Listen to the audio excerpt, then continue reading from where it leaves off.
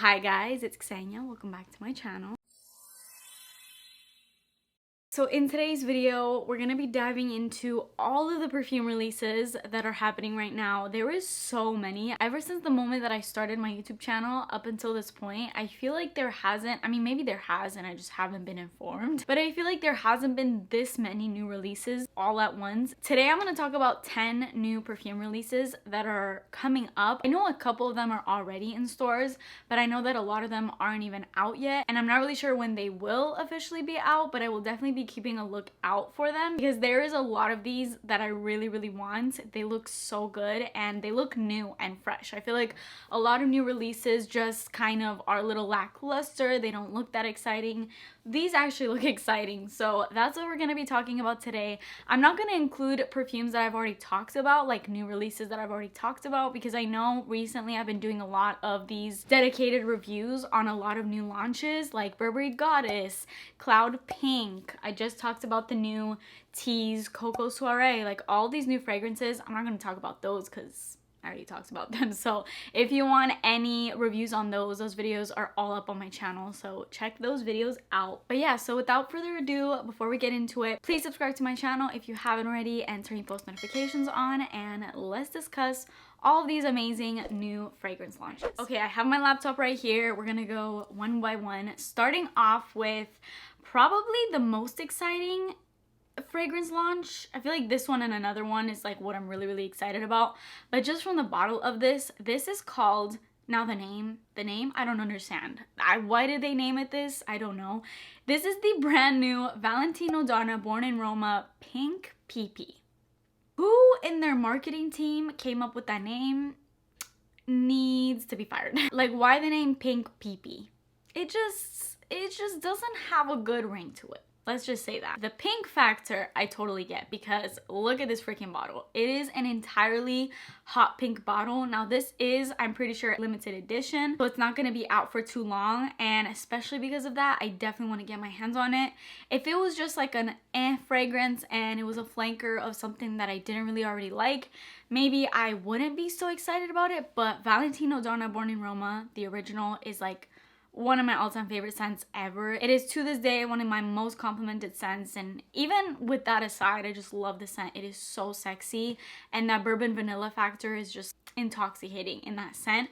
Now this one, if we look at the notes seem pretty simple in this, so I'm not really sure how this is gonna smell.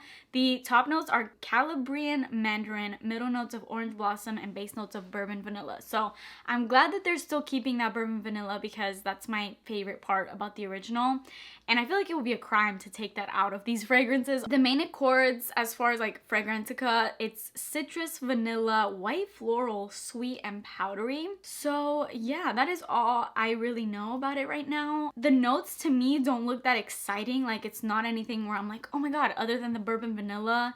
I mean, orange blossom is nice. I do like that. And mandarin, obviously, it's a nice citrus. But I feel like the notes are pretty basic. So I'm really curious as to how this one is going to smell. But honestly, the bottle alone, the marketing, I'll put up some pictures right now of all the advertising surrounding this scent. It just looks so good. Like, that alone is making me want to buy it. I don't know when this is going to be released. I have no idea about release dates. If you guys know about release dates for any of these, please leave those in the comments because I have no idea, and I can't seem to find any info on that, so I'm not really sure, or like which stores are gonna be hitting, or if they're only gonna be online. I'm not sure about all that info, so if you know any of that, leave it in the comments. Okay, moving on to the next super exciting fragrance launch. This is Good Girl Dazzling Garden. Now again, they are really doing it with these bottles because this bottle is gorgeous. I mean, we still have the iconic heel, but now it is sparkly purple with a gold heel and a little flower. I feel like some people will say it's tacky. I like it. The notes of this sound amazing. They sound so gourmand and delicious. Now we already know the original Good Girl already has like a million notes in it. You get praline, I'm pretty sure you get cocoa. There's a lot of sweet notes, but a lot of notes like florals, literally everything you can imagine thrown in there. It's like a novel to read. This one actually doesn't have as many notes, but the notes that it does have sound really good. The top notes are a little white florally with the jasmine and tuberose, and I'm pretty sure the original one has tuberose as well as jasmine, so that's no change there. But then in the middle notes you get almond, so I'm excited about that. And then the base notes, you get cacao, tonka bean, and coffee, and that sounds really, really delicious. Like cacao, a little bit of creaminess from the tonka bean, a little spice of that coffee. I feel like I'm really, really gonna love that dry down. In the main accords, this is considered a white floral cacao, warm, spicy, it's sweet, tuberose, vanilla, almond, amber. Basically all the adjectives that explain what I love in fragrances. So I would say this is another one that I am very much looking forward to, that I will definitely be picking up and reviewing as soon as it hits, whenever that is and wherever that is. I don't know, but I'm excited. This next launch I'm not that excited about because the original is already a scent where I'm like, I mean, I like it, don't get me wrong, but I'm not screaming up and down for this release. Let's just say that. This is the new Alien Goddess Supra Florale. I'm pretty sure this one is already released and in stores, if I'm not mistaken.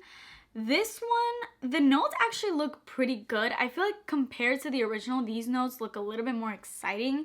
This one is prickly pear, cactus flower, jasmine sambac, immortelle, and base notes of amber, desert rose, and musk. Okay, so it's actually a little bit later. I took a little lunch break, so we're gonna get right back into this. So I was talking about Alien Goddess Supra Florale. The notes on this actually look a little bit better than the original one. I have the original one. I've also tried the Intense, and honestly, like, they get me a lot of compliments, but personally it's not scents that I wear all the time. So am I gonna go out and seek this one out? Probably not. So that one is a little bit of like, you know, it's nice that it's there. Maybe I'll smell it if I'm ever in a store, but I really don't think I'm gonna be picking that one up. The next one is actually a scent that I did recently pick up, the original, not this new one. It's a niche fragrance, so it's gonna be the most expensive fragrance that's gonna be on this list, but I am loving it. So I recently picked out BDK Soir. I don't know. I hope I'm saying that even a little bit okay, but I am in love with that scent. It smells so good. It's kind of more of like, even more of a sexy version of Viva La Juicy or even Victoria's Secret Tease. It's in that realm of fragrances. Like, it really, really reminds me of those scents. So I would say it's in that family. So I think that's why I love it. But it has more, just something more to it. It's obviously more expensive and it smells more expensive, and it's literally like the grown-up boss version of Viva La Juicy and Tease, and I'm loving it. But there is currently a brand new flanker to it, and it is the Soir Extrait.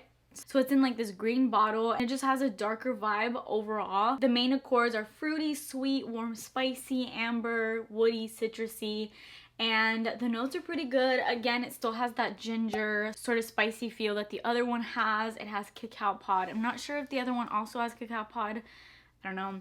And then quince. I don't know how to say this. Every time I say quince on my channel, people are like, ha ha ha, how she says quince. Is it quince? Quince? I don't freaking know. English is my second language, okay? So bear with me if I mispronounce things, but I'm pretty sure that fruit is also in the original, if I'm not mistaken, and it's also carrying over to this one as well. So I'm not really sure what the exact differences are. I have looked up a couple reviews and people just say this is just like a deeper version of the original, and if that's the case, I'm definitely interested in this one. And on the perfumes remind me category on Fragrantica, the first perfume listed is Jean Paul Gaultier's La Belle Le Parfum, which that scent is, I actually don't have Le Parfum, I have La Belle, but I can only imagine how good Le Parfum is. So if it's compared to that, I have a feeling it's probably really, really good. Definitely gonna keep a lookout for that. Well, not really keep a lookout for that because it's not in like main department stores, but I went to Miami. It was this, I think it was called Osme Perfumery. I'll try to put it on the screen if you're in the Miami area, but they had a lot of really, really niche fragrances, and that's where I picked up BDK whenever I was there last. So yeah, that was a really, really nice place though. It had almost every niche, like really, really good quality fragrance that I could think of. It was kind of like a smaller little store, but it had really nice fragrances. So I'm guessing it'll probably be there once it does come out. If it has already, I'm not sure. Next up, we have yet another Libre flanker. I'm not really sure how many there are at this point. I know that there's obviously the Intense one, which I love. I decluttered the original Libre out of my collection because once I got the Intense version, I was like, this is exactly what I wanted the original to be, because the Intense has that deep vanilla, but it still has the scent of the original. That was my oven. And now we have this Absolu Platine version. Now this one is kind of scaring me a little bit. So in the top notes, they have added aldehydes. Now every time I see that note, I think of something really, really mature. For some reason, aldehydes don't always do well with me. I don't know how to explain them. It's just like this soapy sort of scent that it gives off. And sometimes it comes across as very, very mature. So I'm not really sure about that one, but I am curious about it because I've had really good luck with the other Libres, and I mean, it is a flanker, so I'm guessing it smells somewhat like the original. So I'm curious to know what this new flanker smells like with that added aldehyde in it. Some of the reviews are saying that it's a little bit more masculine than the other ones, which I'm not put off by that because I actually love like perfumey scents that have a touch of this masculine feel. I find them really sexy. But again, it's those aldehydes that are kind of throwing me off a little bit. So I'm definitely interested to smell this one because I've loved all the other Libres, and so we'll see. We'll see about this one. I don't know if I'm going to pick it up, but I'm definitely going to smell it if I see it at a department store. I know I'm pretty sure there's also a Le Parfum version as well. I don't think I've ever smelled that one, and I think that's it. I think there's 3 in total and now 4 with this one. Okay, next up, there's actually a brand new La Vie Belle flanker to the line. The original La Vie Belle has never been my scent. I hate to say this word basic because what is basic to me may not be basic to you and vice versa, and I love tons of basic scents like hello, Viva La Juicy. Scents that have been out forever, scents that so many people use. They're not original in any way or whatever. But I've just never gravitated toward La Vie Belle. You'd think I'd like it because it is on the sweeter side, but every time I spray it on, like when I'm at Ulta, it gives me a headache for some reason. I'm not a fan. But this one actually does sound pretty good. The notes are really, really nice, so that's what I'm liking about it. In the notes, you get blackcurrant and fig, which I'm pretty sure the original one does not have fig. And then in the base notes, you get iris, gourmand accord, and patchouli. So the blackcurrant, the fig, I'm loving the orange blossom note, the iris, the gourmand accord. There is so many notes in here that I freaking love, so I'm actually really, really interested in smelling this new flanker. And yeah, we'll see. It's also being compared to a lot of really great fragrances that I really like. I have a feeling because of that iris that this is gonna have that lipsticky sort of vibe, and I'm obsessed with that scent. So I don't know if this one is out. If it is, I definitely need to go and give this one a sniff because although it's a La Vie Belle flanker, it seems to have a lot of really good notes in it. So we'll see about this one. Okay, I had to go check on my chicken because I thought I burnt it, but I didn't. 2 seconds later. All right, moving on, we have... It's not even smoking here. I just checked on the chicken. Oh my god. Alright, I literally have the most dramatic fire freaking alarms ever. All I did was open the oven door and it's not even smoky, but I guess my alarms read that as in there's a fire in here, so. Anyways, alright, so we have a new Replica scent. This one is called Under the Stars and it sounds really good. It sounds sexy, so I'm loving the dark vibe of it. This one is very leathery, so it has main accords of amber, leather, oud, fresh spicy, it's animalic, it's woody, it's a little bit smoky, balsamic, just it seems to be a very leathery, deep, woody type of scent. It starts off with black pepper in the notes, and that actually sounds really good to me. There's something about super spicy scents that I really, really love. So I am pretty interested in sniffing this one. The only thing about it is obviously all of Replica scents are unisex, but when you go and scroll down to the This Perfume Reminds Me of section, all the fragrances listed are all colognes. So I'm guessing this one is definitely gonna lean a little bit more masculine, or maybe a lot more masculine since it's being compared to all these like actual colognes. So we'll see. I'm not turned off by that. You guys know I love masculine scents, so I'd love to give this one a sniff. Again, it's really hard to judge scents off of just like reading notes, because sometimes even if you see notes that you don't like, the fragrance could end up smelling amazing. Next, we have a Yara flanker. So you guys know I love the original Yara, the one that comes in the pink bottle. I have it in my collection, wear it all the time, love it, gets me compliments like non-stop. And we have this new flanker, it's called Yara Two, I'm not sure how to say it. This one again is tropical, which the original one is also. Vanilla, sweet, powdery, fruity, coconut, musky, lactonic, so I'm liking that. Now the difference in this one has a lot more fruitiness into it. So just to kind of compare and contrast, I just pulled up the notes for Yara, and Yara doesn't, I mean, it does have tropical fruits, but it's like very general, because in the notes all there is tropical fruits. It doesn't really specify which tropical fruits are in it, whereas this one kind of lists them off for you. Like they're tropical fruits, but they actually list them individually. Like coconut, mango, and passion fruit are the top notes. So immediately this is gonna, it sounds really like juicy, fruity, tropical fruity. So that's really nice about it. The middle notes are jasmine, heliotrope, and orange blossom. So we get a little bit more of a floral vibe into this one. The original Yara doesn't really have too much. I mean, it does have heliotrope and orchid, but even those two notes are florals that to me don't smell too floral, if that makes sense. Whereas jasmine, heliotrope, and orange blossom definitely smell like florals. I hope I'm making sense by saying that. And then the base notes of this flanker are pretty similar to the base notes of Yara, with vanilla, cashmere, and musk, whereas the original Yara has vanilla, musk, and sandalwood. So very similar base notes. But yeah, I'm really interested to try this one out. In the perfume reminds me of category, Fame by Paco Rabanne is listed, as well as Alien Goddess, which are two fragrances again I've tried and I really like. Alien Goddess, I'm okay with having that in my collection. I don't need duplicates, so if it does smell too similar to that, I'm not sure. But considering how inexpensive Yara is, I would definitely be open to trying this one out, especially because I love the original one so much.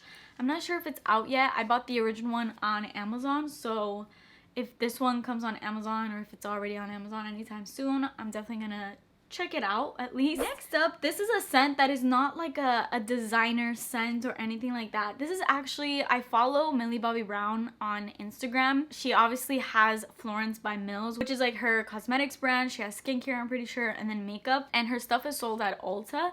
And I saw that she actually posted that they're gonna be having this new fragrance out, and it says that it's coming soon, so they haven't really specified the actual release date of this, but it's called Wildly Me.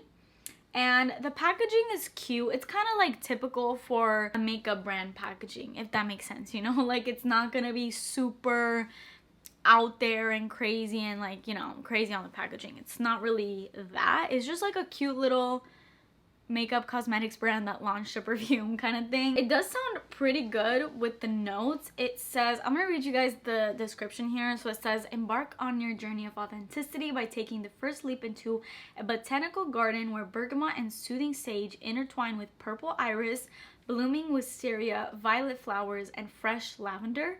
These enchanting periwinkle florals are intertwined with sandalwood and upcycled cedar wood, rooting you in rich, earthy scents, all working together to help you feel inspired within your journey of being wildly yourself.